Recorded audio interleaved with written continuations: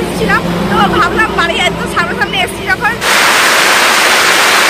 Hello everyone and welcome back to my channel Rakai blog. আশা করি তোমরা সবাই খুব ভালো আছো, সুস্থ আছো। আমরাও সবাই খুব ভালো আছি। আজকের দিনটা ঠিক কেমন ভাবে কাটাচ্ছি আর সেটাই তোমাদের সাথে আজকে শেয়ার করতে চলে এসেছি। So let's go. পুজোতে এবছর বাড়িতেই আছি, সেরকম কোনো প্ল্যান নেই, আর যদিও থাকে সব কিছুই তোমাদের সাথে শেয়ার করবো। আর আমাদের প্ল্যানটা আগে থেকে থাকে না, হুটুট করে হয়ে যায়। তো চলো আজকে বাড়ির সাথেই কেমন ভাবে ঠিক সরস্বতী পুজোটা স্পেন্ড করছি সেটাই তোমাদের সাথে শেয়ার করছি। সরস্বতী পুজোর সকাল আর রাস্তা দিয়ে সবাই সাজুগুজু করে যাচ্ছে, সামনে দিয়ে আমাদের গোবর্ধনধারী ঠাকুরও যাচ্ছে। আর আমি একটু কাকিমাদের বাড়ি যাচ্ছি, কাকিমাদের বাড়িতে পুজো আছে। কাকিমাদের বাড়িতে গিয়ে দেখছি চারিদিকে জোগাড় যন্ত্র চলছিল। আর হ্যাঁ, পুরোহিত মশাইও চলে এসছেন। আর চারিদিকে তো পুজোর তোড়জোড়। আবার দুদিন ধরে সরস্বতী পুজো পড়েছিল এবছর, আর আমাদের পুজোটা হয়েছিল সোমবার দিনই মেনলি। চারিদিকে এখন জোগাড় যন্ত্র চলছে, পুজোটা আর কিছুক্ষণের মধ্যেই কিন্তু শুরু হয়ে যাবে। আমি একটু তাড়াতাড়ি এসে গেছি। আর এই যে এই সমস্ত কিছু দেখতেও তো বেশ ভালো লাগে, তাই না? তবে এবছর আমি অঞ্জলি দিতে পারবো না, তবে খুব কাছ থেকে এই সমস্ত কিছু জিনিস এক এক করে আমি একটু দেখে নিচ্ছিলাম। আর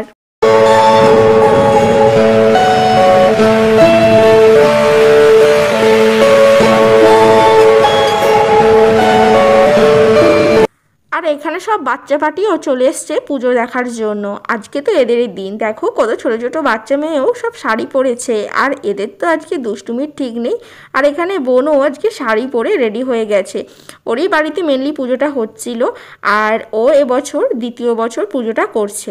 আমি আর কি চলে এসেছি আমার ঠিক বাড়ির পাশেই আর কি। এই দেখো সমস্ত জোগাড় যন্ত্র কমপ্লিট হয়ে গেছে, আর পুজোটাও আস্তে আস্তে করে শুরু হয়ে গেছে। আর আজকে তো বাবুন মশাইয়ের মানে কি বলবো, প্রচণ্ড লাইন লেগে যাবে, কারণ পুজোর সংখ্যা এতটাই বেশি। আর এনারা তো পুজো সারতেই ঠিক পারবে কি না জানি না, তবে দুদিন ধরে পড়ায় কিছু পুজো শুনলাম যে রবিবারও হয়ে গেছে, তাই সোমবার দিন হয়তো কিছুটা কম হবে। আর এই যে পুরোহিত মশাই, ও তো আমাদের ভাইয়ের সম্পর্কেই হয়।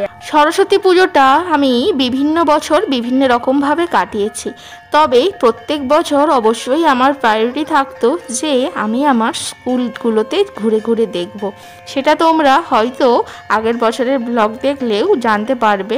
ও সরি, আগের বছর তো আমার বিয়ে হয়ে গেছিলো, যাওয়া হয়নি। তবে তার আগে মানে বিয়ের আগে আমি যতগুলো সরস্বতী পুজো কাটিয়েছিলাম প্রত্যেকটা জায়গায় আমি কিন্তু স্কুলে গিয়েছিলাম। তবে আগের বছর আমার আর হয়ে ওঠেনি, আর এই বছরও দুর্ভাগ্যবশত আমার আর হয়ে উঠলো না। তবে নিশ্চয়ই ইচ্ছা আছে পরবর্তী সময়ে বন্ধু বান্ধবীদের সাথে নিয়ে সরস্বতী পুজোয় স্কুলে যাওয়া। তবে এখানে দেখতে দেখতে পুজোটাও প্রায় শেষের পথে, আর কিছুক্ষণ পরে সবাই অঞ্জলি দেওয়া শুরু করবে। তবে এত কাছ থেকে পুজো অন্যান্য বছর আমি দেখার মতো সৌভাগ্য হয় না, কারণ ওই সাজগুজ, কোথায় যাব, কোথায় অঞ্জলি দেবো, এসব নিয়েই তো ব্যস্ত মেন কথা থাকি, তাই না? এবার সবাইকে হাতে ফোন নিতে বলছে, অঞ্জলিটা শুরু হবে।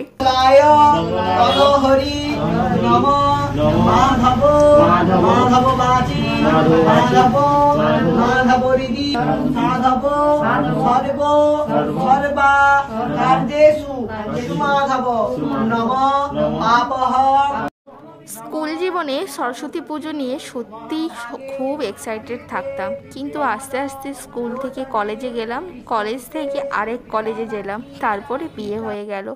তারপর আর সেইভাবে এখন আর যেন নেই সেই আগের মতো সব কিছু। প্রসাদ খেলাম, এটা ছিল ভোগের খিচুড়ি। সরস্বতী পূজায় ভোগের খিচুড়ি খাওয়ার মজাটাই আলাদা। আর একদিকে দেখলাম পাশের বাড়ির দাদুদের হয়েছিল এই কুমড়ো ফুল। আমি তো খেতে প্রচণ্ড ভালোবাসি, দাদুও অফার করলো যে এই তাহলে নিয়ে যা বলে, দাদু নিজেই আর কি গাছ থেকে টাটকা টাটকা তুলে দিল। এই ফুলের বড়া খেতে আমি এতটাই ভালোবাসি যে শুধু এটা দিয়েই আমার ভাত খাওয়া হয়ে যাবে। মাকে আজকে বলেছিলাম সাদামাটা রান্না করো, আর আমার বর তো ও পুরনো বাড়িতে গেছিলো, ওখানেই আর কি পুষ্পাঞ্জলি দিয়ে এসেছে। 3 hours later. বাড়িতে খাওয়ার পর বসেই ছিলাম, বেশ কিছুক্ষণ বসে থাকার পর ভাবলাম একটু বেরোনো যাক। তারপরে বেরিয়ে আমরা এমন একটা জায়গায় চলে এসেছি যেটা আমরা সত্যি কখনো কল্পনা করিনি, তবে হঠাৎ করে এসে বেশ কিন্তু ভালোও লাগছে। মানে তোমরা এখনও বুঝতে পারছো না, আমার বর আর কি যাদের বাড়িতেই আমাকে নিয়ে যাচ্ছে তাদেরকে তাদের বাড়ির সামনে এসে ফোন করছে। চলো দেখা যাক। তো আমরা এখন হঠাৎ করেই যাচ্ছি দাদাদের বাড়ি, আর আমরা অ্যাকচুয়ালি অন্য জায়গায় এসেছিলাম, তো ভাবলাম বাড়ি এত সামনাসামনি এসেছি যখন তো যাই। তবে এটা আমার একটা জেঠি শাশুড়ির বাড়ি যাচ্ছি, তবে বিয়ের পর আমি প্রথমবার যাচ্ছি, আর ওনারা কিন্তু জানেন না যাচ্ছি বলে। তো চলো যাওয়া যাক, সন্ধে হয়ে যাচ্ছে। ওই যে ঘুরতে ঘুরতে আমরা তো জেঠি শাশুড়ির বাড়িতে চলে এসেছি। বিয়ের পর অবশ্য আসার কথা ছিল, আসা হয়ে ওঠেনি। আজই হঠাৎ করে ভাবলাম চলেই যাই, আর এসে তো সবাই অবাক হয়ে গেছে। আর এখানে একটু গ্রিন টি করে দিতে বলেছিলাম, বৌদি করে দিয়েছে। এই দেখো ছোট্ট ভাইপো, আমরা সবাই চা খাচ্ছি, ও আর কি বিস্কুট খাচ্ছি। ওই ছিল জেঠু। তারপরে কিছুই খাবো না বলতে বলতে কিন্তু লুচি, আলু ভাজা, এই মিষ্টি টিষ্টি আমাদেরকে দিয়ে দিয়েছিল। আর দাদা তো কিছুতেই আসতে দেবে না, বাট আমরা চলে এসেছিলাম কারণ আমাদের এখানে সরস্বতী পুজোর অনুষ্ঠান ছিল। আর এই দেখো আমাদের বাড়ির নতুন অতিথি, সে আবার কি না কোলে ওঠে ঠিকভাবে বসে। কি সাহস! আগেরটা কিন্তু এত সাহস পেত না, কিন্তু এই আবার দেখছি প্রথম থেকেই খুব কিন্তু ফ্রেন্ডলি। আর এই যে ওকে একটু নামিয়ে দিল আমার পর। আর এখানেই ছিল আমাদের ক্লাব মাঠের ঠাকুর, আর দুটো ঠাকুর হয়েছিল পরপর, আর ঠাকুরগুলো দেখতে এত সুন্দর হয়েছিল যে কি বলবো, চোখ ফেরানো যাচ্ছিল। এই ছিল 1 নম্বর ঠাকুর, আর 3 নম্বর ঠাকুরটা ছিল তার ঠিক পাশেই। প্রথমে ছোটো দিকে দেখছি এদের পুজো খুব ছোটোখাটো করেই হতো, আস্তে আস্তে পুজোর কিন্তু আয়তনটা বাড়ছে, আবার অনুষ্ঠানও হয়। আজ রয়েছে এখানে খাওয়ান দাওয়ানের ব্যবস্থা, ওই আর কি খাওয়ান দাওয়ান হবে, খেলাধুলো হবে, এই নানা রকম অনুষ্ঠান কিন্তু হতে থাকে এখানে। সেই জন্যই আমি তো এসেছি বাবার বাড়িতে অনেক দিন পর। এখানে দেখতে পাচ্ছ খাওয়ান দাওয়ানে কিন্তু বেশ ভালোই ভিড়, আর হ্যাঁ রান্নাগুলো খেতে কিন্তু খুব ভালো হয়েছিল। তারপর আর কি এখানে তো বলছিলাম যে খেলাধুলারও ব্যবস্থা করা হয়েছে, মিউজিক্যাল চেয়ার, যেটা ছোট থেকে ছিল বড়দেরও। প্রথমে ছোটদেরটা হয়ে গেছিলো, তারপরে এখন যেটা হচ্ছে সেটা হলো যে বড়দের। সবাই আমাকে বলছিল যে নামটা দিয়ে দে, নামটা দিয়ে দে। সত্যি কথা বলতে আমি এতটাই লজ্জা পাই এসব ব্যাপারে যে আমার ঠিকঠাক আর কি কমফোর্টেবল ফিলই হচ্ছিল না। সেই জন্য আমি খেলা দেখতেই, মানে দর্শকেরও তো দরকার, সেটাতেই আমি কমফোর্টেবল ছিলাম আর কি। সেই জন্য আমার নাম দেওয়া হয়নি। আসলে ছোটো থেকেই আমি খেলাধুলোতে খুব একটা এক্সপার্ট নই, আর যখনই কোথাও হয়তো নাম দিয়েছি তখনই হয়তো খুব কাছাকাছি গিয়ে কিছু হতে পারিনি। আর সেই জন্য খেলাধুলোতে আমার কিন্তু খুব একটা ভালো এক্সপিরিয়েন্স নেই বললেই চলে। এই থেকে আমারও যেন এখানে একটা নেগেটিভিটি। ওই যে যাদের বাড়িতে পুজো হয়েছিল তার আর আরেকজনের মধ্যে এখানে কিন্তু কম্পিটিশন চলছে, কে ফার্স্ট সেকেন্ড হবে। তো দেখতে কিন্তু বেশ মজাই লাগছিল। আর হ্যাঁ সবশেষে সেই বোনটাই কিন্তু ফার্স্ট হয়েছে, সেটা তো দেখতেই পেলে। এরপর হচ্ছে ছোটদের মানে কচি কাচাদের হাঁড়ি ভাঙা প্রতিযোগিতা। ও বাবা, সে এক কি কাণ্ড! বেশ মজা লাগছিল জানো তো। এরা তো আমাদেরই সব পাড়ারই বাচ্চা, আর হ্যাঁ অনেকদিন পর এদেরকে দেখছি। বিশ্বাস করো, যাদের হয়তো আমি জন্ম দেখেছি তারা এখন এতটাই বড় হয়ে গেছে, তারা এখন এখানে এই খেলাধুলোতে নামও পর্যন্ত দিয়ে দিয়েছে। মাকে আমি সেটাই বলছিলাম যে এরা এত বড় কবে থেকে হলো, আমার তো না হলে এই 1 বছর বিয়ে হলো। তবে হ্যাঁ এই ছোট কচিকাচাদের মধ্যে এই আবেগ, এই আনন্দগুলো সত্যি এরপর হয়তো ওরাও হারিয়ে ফেলবে। কারণ আমরাও যখন ওদের মতো ছোট ছিলাম, আমরাও কত এই মাঠে ঘুরেছি, ফিরেছি, খেলেছি। সত্যি এখন সেগুলো শুধু স্মৃতি হয়ে গেছে। আর এখন ওদের পালা, আর ওদের দেখে আমারও না সেসব দিনের কথা মনে আসছে। আমাদেরও সাথে যারা পড়তো, কোনো ছেলে চলে গেছে বাইরে কাজ করতে, কোনো বা মেয়ের বিয়ে হয়ে গেছে, আর তেমন আমারও বিয়ে হয়ে গেছে।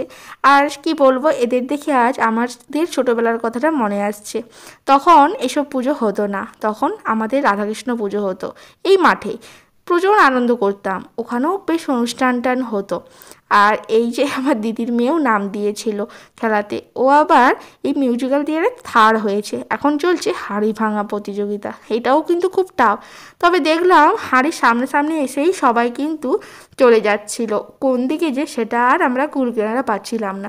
তবে ওরা যে পার্টিসিপেট করেছে এটাই তো ওদের কাছে সবথেকে বড় আনন্দের, তাই না?